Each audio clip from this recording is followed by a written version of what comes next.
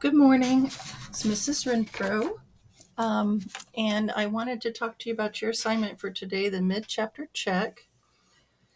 This is testing everything that you have done from the beginning of this chapter, chapter 5, until now. Number 1 is something that people miss a lot on these mid-chapter checks.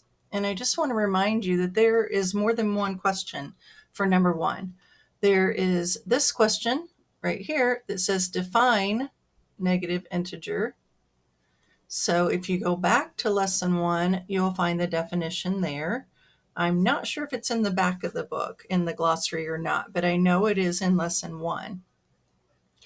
And then it says give an example of a negative integer and then give its opposite. So you've got 1, 2, 3 things that you need to do on there. So make sure that you answer all 3. You want the definition, an example of a negative integer, and then the opposite of that negative integer. Okay, so 3 things for that. It will count for 3 points. So if you only give the definition or you skip the definition and give one of the others, you're going to be missing a point on that. So make sure you do that. Number 2 says fill in the blank in the sentence below with the correct term. This is from lesson 2.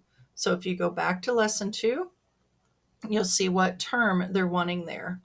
The blank of the numbers -4 and 4 is 4. So you want to see what term they want there. It's a word, okay? All right. Then we go to the skill check and problem solving. Again, these are with lesson 1. 3 and 4 are from lesson 1. So if you don't know how to do these, go back to lesson 1 and look. And make sure you're showing your work on this, which includes graphing the set of integers on the number line. So make sure you're putting all of these on the number line, okay? Then 5 through 10 are with lesson 2, okay? So if you're not sure how to do these, evaluate means just solve, right? Find the answer. So go to lesson 2. You could even look over the video for that to see how I taught that. You could look at the book, you could look at the videos, whatever you need to do to be able to do this correctly. So this is absolute value, okay? That's what these are. These signs are absolute value. So go back and look at that to review how to do this. Number 11 is from lesson 3. So you might want to look back through lesson 3. 12 is from lesson 3.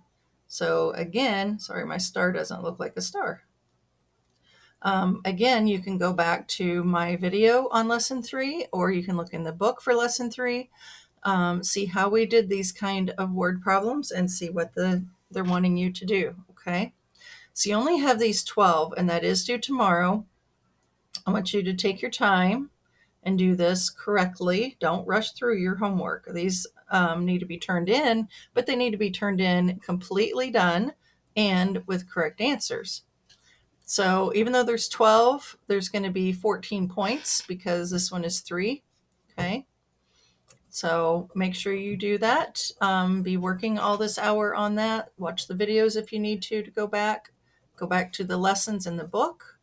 Find those from chapter 5 and have a great day. I'll talk to you tomorrow.